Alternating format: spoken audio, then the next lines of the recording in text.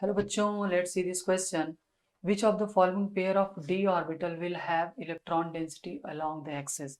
तो देखिए D Z square कैसे बनता है बच्चों. डी जेड स्क्वायर मतलब ये मान लीजिए इस एक्सिस को मैं जेड मान रहा हूँ, इसको एक्स मान रहा हूँ. तो along the axis जो आपका बनेगा, ठीक है, ऑर्बिटल, उसी को बोलते हैं डी जेड स्क्वायर. ये डी जेड स्क्वायर है और यहाँ पे अलोंग द एक्सिस सबसे ज़्यादा इलेक्ट्रॉन डेंसिटी होगी. ठीक है, इलेक्ट्रॉन डेंसिटी मैक्स.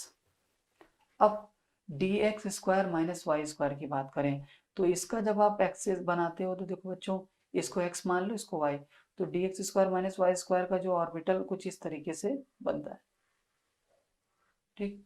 अब अलोंग द एक्सिस यहाँ पे भी इलेक्ट्रॉन डेंसिटी मैक्सिमम है, तो हमारा पहला ऑप्शन तो बिल्कुल करेक्ट है कि यहाँ पे इलेक्ट्रॉन डेंसिटी तो है. अब बात आती है डी एक्स स्क्वायर की. अब बी ऑप्शन में डी एक्स वाई है तो मैंने डी एक्स वाई को देख लूँ. तो जब डी एक्स वाई की बात करते हैं ना, इसे एक्स और इसे वाई मानते हैं, तो जो लोब्स आते हैं वो अलोंग एक्सिस ना आकर के बिटवीन द एक्सिस आते हैं. तो क्या अलोंग द एक्सिस कोई इलेक्ट्रॉन है? नहीं है. इलेक्ट्रॉन जाने की कोई प्रोबेबिलिटी ही नहीं है.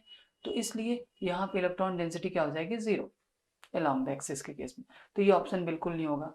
और जितने भी d x y, d y z और डी जेड एक्स हैं, इन तीनों के केस में इलेक्ट्रॉन डेंसिटी क्या होती है? मिनिमम होती है ना, अलोंग एक्सिस होती ही नहीं. इसलिए सिर्फ और सिर्फ हमारा ऑप्शन ए क्या है? करेक्ट. Best of luck.